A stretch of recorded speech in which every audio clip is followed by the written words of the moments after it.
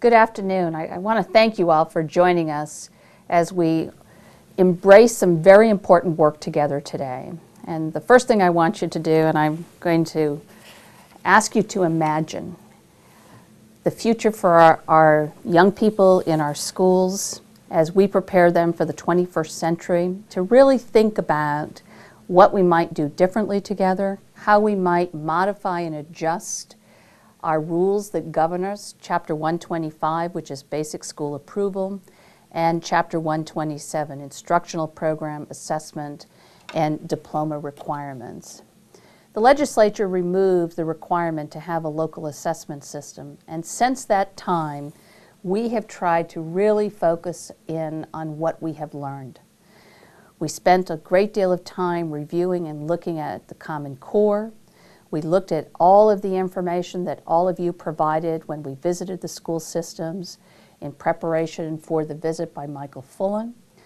We've reviewed his reports extensively, and we know that it's critically important, based on all that you have said to us, that as we focused entirely on summative type assessments, brought you together locally, that the critical adjustments in creating balance in the system as we go forward is to engage in conversation with you to ask, are these the right ideas? Will they work in your schools?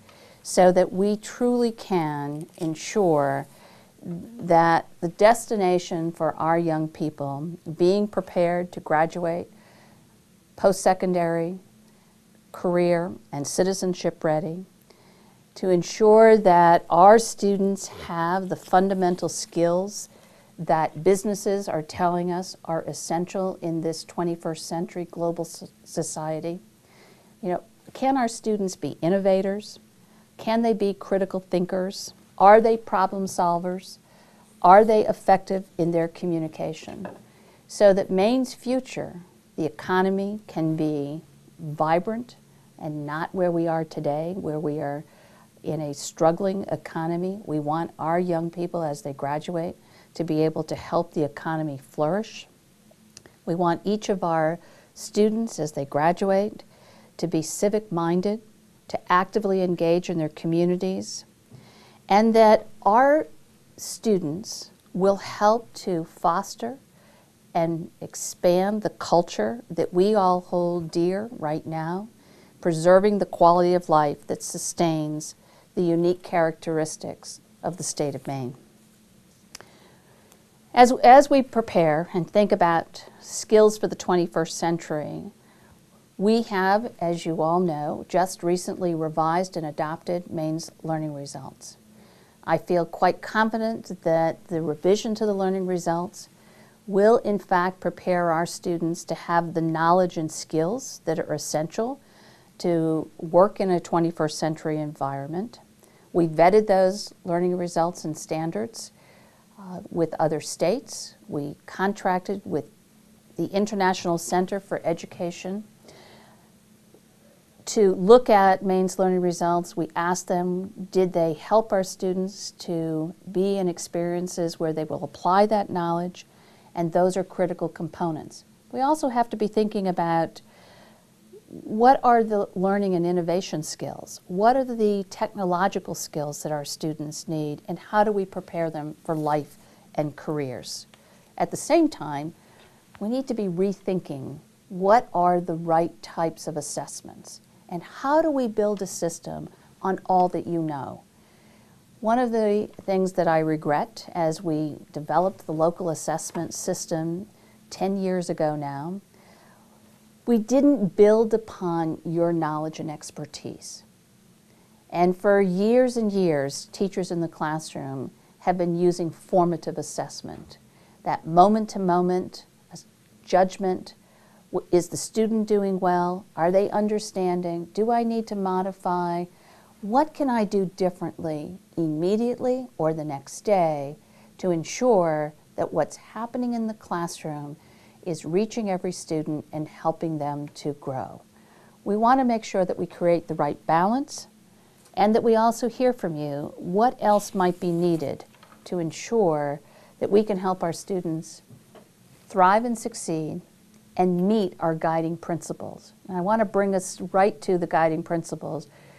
Maine can, in fact, compliment themselves, pat yourselves on the back. The work that we did back in 1997, identifying the guiding principles, really were on target for 21st century. Clear and effective communicators, self-directed lifelong learners, creative and practical problem solvers, responsible and involved citizens, and an integrative and informed thinker.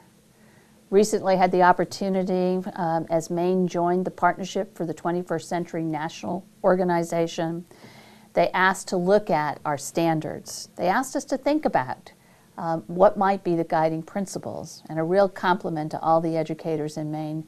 They wish they had seen our guiding principles first. They would have incorporated them into the national agenda.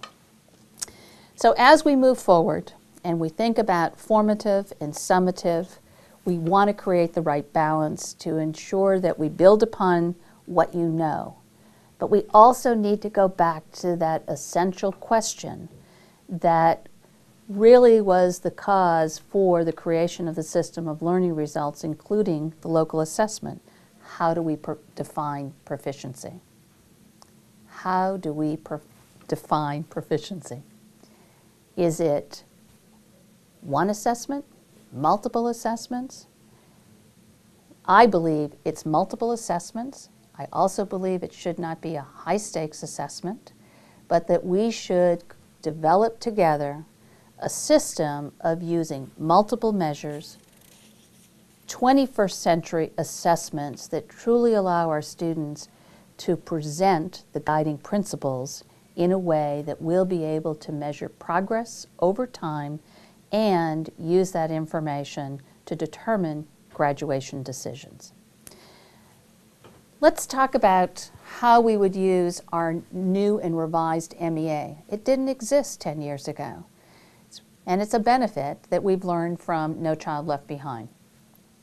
Now that we have assessments in grades 3 through 8, it affords Maine the opportunity to create a growth model where we will be able to measure student progress year to year in English language arts, in mathematics, and soon we will have science data. That won't be year to year, but the critical components that will help us to develop a system for measuring a student's growth from one year to the next, looking at our subgroups, we believe provides the foundation that we did not have 10 years ago.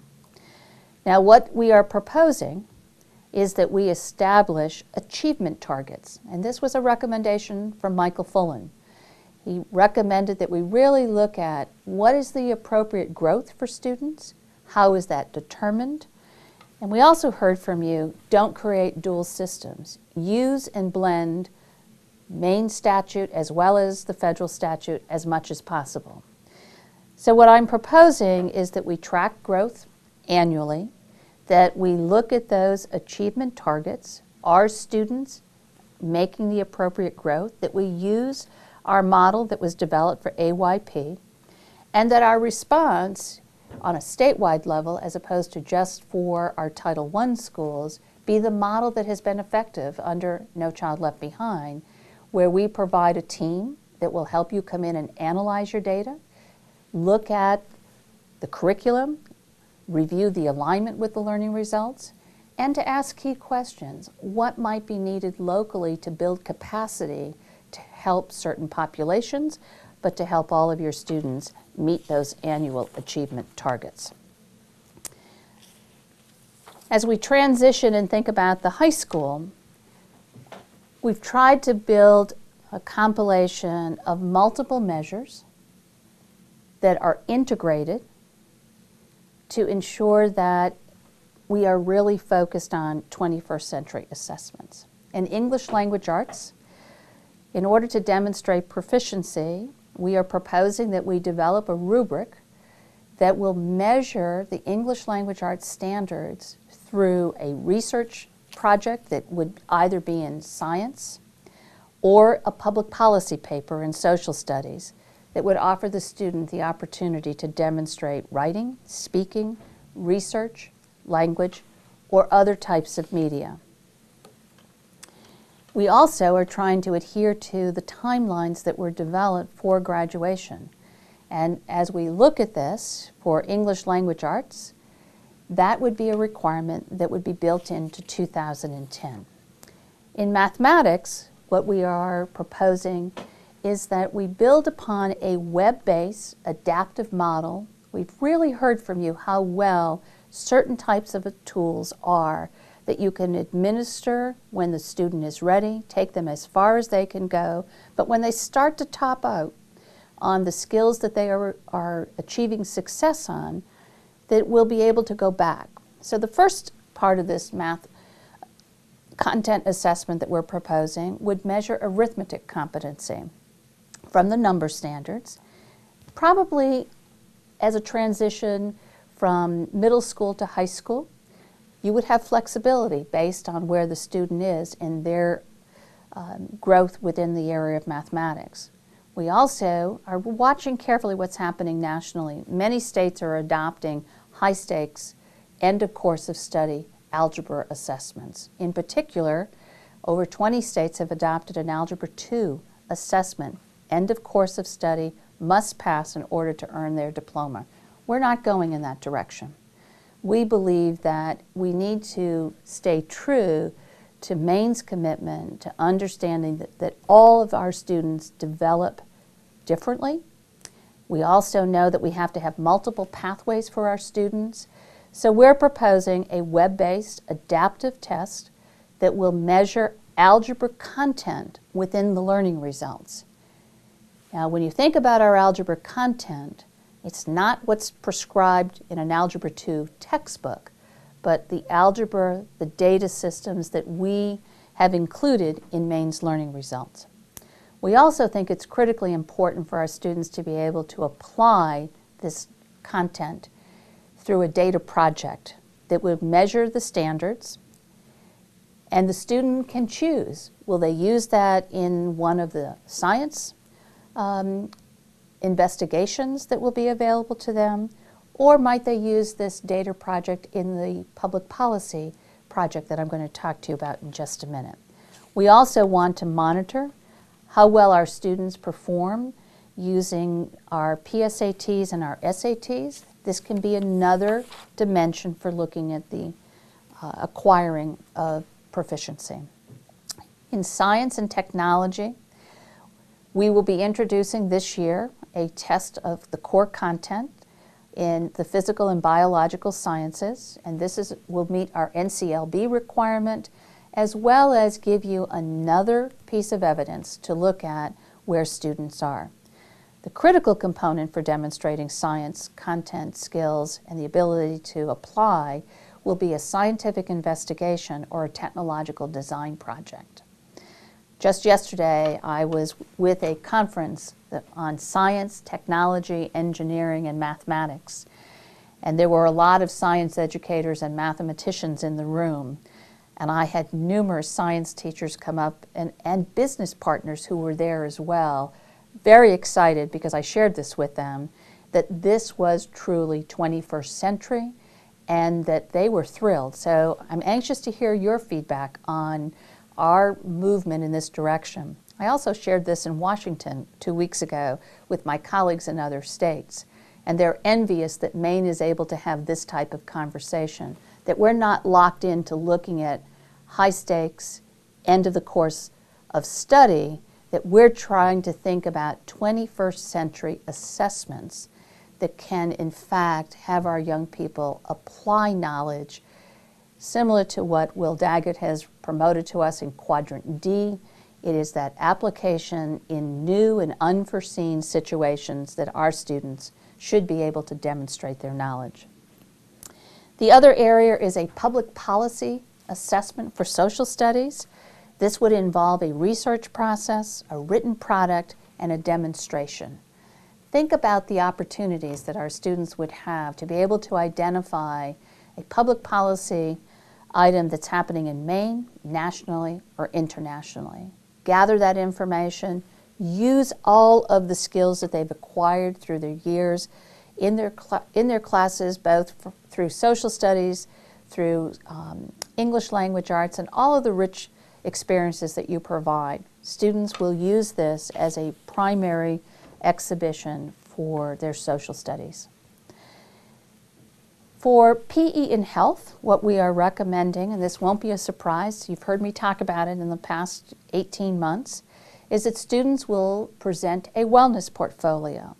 Included in this wellness portfolio will be independent work where students have participated in health education, both health classes and PE courses, but it will be a compilation of other activities that they will document that they've been engaged in, and it might be a walking program, it might be a nutrition program, dance, participating in a sports team, but on an annual basis, students will document over their 4-year secondary experience, here's how I have preserved and planned for my wellness for the future. Visual performing arts, we will measure through a statewide rubric to help us to evaluate a portfolio that students will present in combination with classes or coursework or experiences in the arts. The final content area that I want to speak to is world languages. Now, starting in 2012, we have a requirement that all Maine students must graduate demonstrating proficiency in a world language. We have struggled, and I want to recognize that, to prepare and provide sufficient teachers for you to be able to employ in your school systems. So one of our recommendations will be that we revisit and look at this 2012 graduation requirement. We need to hear from you, how do we build the capacity in your schools? What recommendations should I take to the State Board of Education around world languages so that we can bring individuals who are either native speakers, we can expand upon the memorandums of understanding. Don Rudershan, our content specialist in world languages, has just helped craft memorandums with China, Taiwan. France is interested in having a memorandum with us, as well as Spain. We're trying to look internationally. Can we bring individuals to our state to help give access to our students? We believe this is an essential skill, and one of the recommendations for proficiency is in fact that we use a national assessment. But we know that there are some other steps that have to take place. Should we be exploring virtual learning? Are there ways, I know you've used the ATM system to share world language teachers across the state. How else might we maximize and get access for all of our students to be able to demonstrate their proficiency in the world languages? As we've thought about the high school assessment collection, it will include our PSAT, it'll include the SAT. In each of those areas, we have established and developed what meets the standards, what partially meets the standard. It's information we think is important. We've added the opportunity for all students to take the AccuPlacer this year. That's another tool that you could use to determine has a student met proficiency. Think about what you have been doing for years upon years. The assessments that you design locally to determine whether or not to award a credit has been the decision point that you make to award diplomas. I would say that those are high stakes. When you think about how those are crafted in our classrooms, if you don't pass whatever level of proficiency that you've established locally, the student doesn't earn the credit. Chapter 127, the old Chapter 127, before any revisions, includes a requirement that beginning this year, that diplomas can no longer be awarded just on credit. It can be one of the dimensions. It can be a part of the evidence. What criteria have you determined as far as the percentage of information, the performance within your classroom should count? What weight should these new assessments have that are at the state level? What weight should the SAT have in looking at multiple measures? Should a student meet the standard on 2 of maybe 4 measures that you determine locally? 3 out of 4? I don't have the answer. I want your input today to help us to define what should be proficiency and what type of guidance would be helpful from the department to help you implement this. We also are going to propose that every student have a personal learning plan. This personal learning plan would begin with our 6th graders. Many of you are doing this already, and we would have multiple options, but we think it's important for us to be able to have key components that will allow our students to take that personal learning plan with them from one district to another. Just to give you an example, 1/3 of our special education students moves every single year. They're fortunate. They have an individual educational plan to take with them. We have many more students who move, who are in transition. We want to make sure that that plan is a starting place for them when they move to a new district. We also are thinking about how do we, in 125, give you more flexibility to think about schooling. How do we provide multiple pathways? How do we provide new learning options? How do we learn from Prisoners of Time, which was written back in 1992 and re-released in 2005, where they challenged us to think about a standards-based system. In a standards-based system, it's not about moving grade to grade. It's not about earning grades. It's about demonstrating I have met the standards. I have the knowledge and the skills. I can apply that knowledge and skills in new ways. Another key question for you to think about: what will help you with time? What will help you with structure? When I talk about structure, 125 pretty much defines elementary school will be either K-8, K-5, middle schools will be. It also is very prescriptive number of days that students must be in attendance. Some of you ask occasionally, can we have some flexibility there? What will help you to really move this agenda forward to ensure that schools can provide different types of pathways that incorporate preparation for success in the world of work, an appreciation of the visual and performing media and arts, that will provide opportunity for citizenship and community service, that will give students experiences in intra and interpersonal communication, help them to manipulate numbers. I heard from business partners yesterday. They would welcome greater involvement with you in school or in their work environments. Are we really preparing and providing and maximizing technology? We lead the world in what we've done with our MLTI project. But I challenge us to think about who are the learners coming into our schools today. I look at 5-, 6-year-olds and the way they use the technology. They are natives. It's integral to how they do things. How do we recognize that? Are we thinking beyond the walls of school as they currently are today? And next, I want to challenge us to really also think about career technical education. How do we blend that together? We think in silos. Think about, in particular, I'm talking primarily right now to our secondary folks, think about how you organize your program of studies. We've looked at programs of studies across the state, and we are proposing, and this is a non-negotiable. This is something we think is essential. We've seen tremendous success with this model.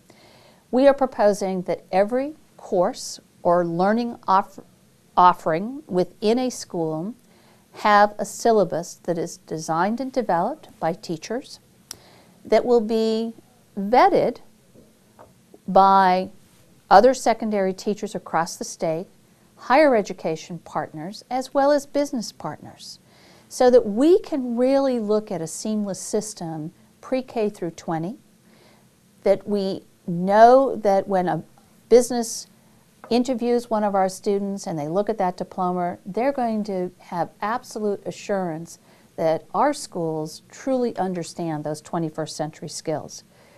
We've used this model in our AP courses with the College Board.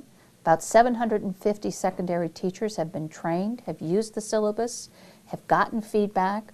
We are piloting currently in several high schools where they will have the opportunity to shape this direction. Every teacher, this is an online tool that will go right onto your laptops. You'll complete the syllabus. You can decide how you're going to do that locally. English departments in some of our pilots are doing it collectively. Where there are small departments, you may want to have conversations with neighboring communities. But every single course, every offering will have a syllabus. It'll be reviewed, and it will help us to think about those achievement targets. As we're looking at that data, it will inform us at the state level who might need assistance. So as we're looking at your MEAs at 3 through 8, at the high school, PSATs, SAT information, and the new collection of high school assessments, if we see that a school system isn't making annual progress, we'll have a school improvement team that will provide technical assistance to you. We'll look at what are the pathways. Whatever a student selects in your high school, can we ensure that they will have had the opportunity to meet all of the learning results? What other opportunities need to be there? And here's where I really want you to start to think out the box. So often now when I look at high school programs of study, and I was guilty of this as a superintendent, we had our math, our English, science, social studies, and at the very end of that programs of study, in my old program of study, were 2 pages with titles saying, here's the career technical options. Think about all that is being offered in our career technical programs. When I visited Sanford Career Technical Program a year ago, Deb Guimond, the director, constantly told the state board and myself, this program requires Algebra 2 as a prerequisite. If students are applying that, why aren't we looking at and saying, here's how they're demonstrating their knowledge and skills? We have engineering programs offered across the state. Students are applying advanced mathematics, advanced physics skills, and yet we make them go back and retake courses because we're not thinking about the standards. Through the syllabus work, you're going to be able to really look at, here's what we're incorporating into this learning opportunity, here's what a student can demonstrate that they've achieved, and here's how collectively through their experiences they can have a pathway of multiple options. Schools should be a place that facilitates that learning opportunity, provides for intellectual coherence, allows for our students to grow intellectually each year, ensure that our students are engaged continually, that they can apply that learning in new situations, and that they have clear and known expectations by the students, by the parents, by our higher ed partners, by our business partners. They'll know, here's what the student was offered, here's what the student was able to maximize, and here's how we're reaching the 21st century. I also think it's critically important tonight that we talk about and ask, how do we support you? We've had conversations about creating professional learning communities, regional networks. We need to continue to invest in your learning, building a statewide capacity for all of this work around formative assessments. How do we ensure that there's multiple pathways that incorporates multiple intelligences? What do we know about brain growth? What do we know about the application of technology, the integration?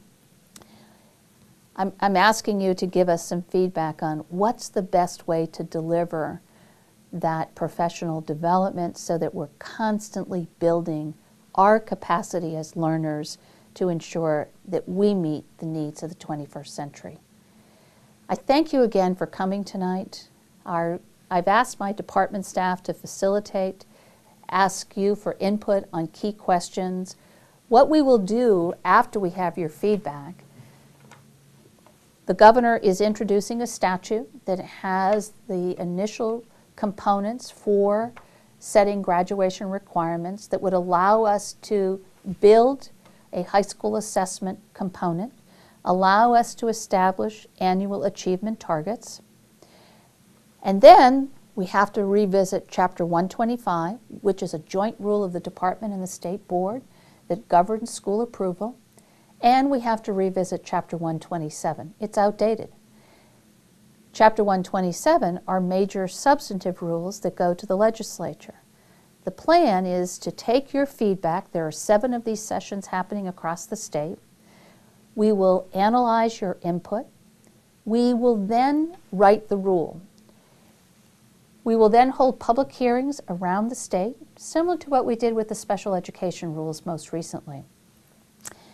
We will get your feedback on that rule through the rulemaking process.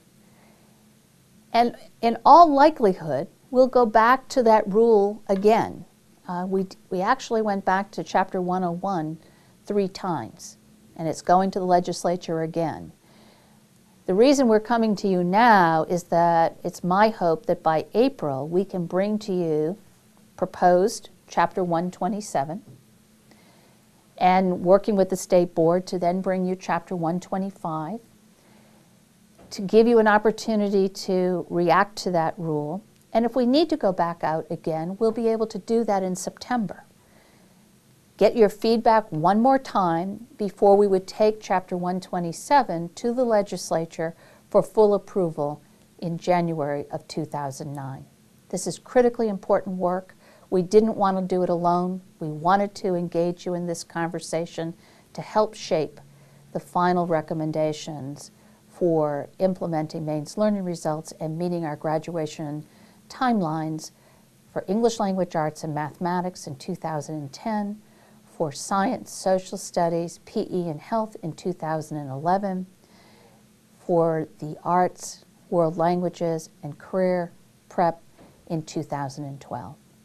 I'm sorry I can't be with you in each of these forums. We're testing this. I hope you'll give us some feedback. We wanted a common message. That's why I'm delivering this message this way. I'm working very closely with the legislature and couldn't step away from Augusta tonight. I hope you'll understand, and I look forward to hearing from each and every one of you via your feedback.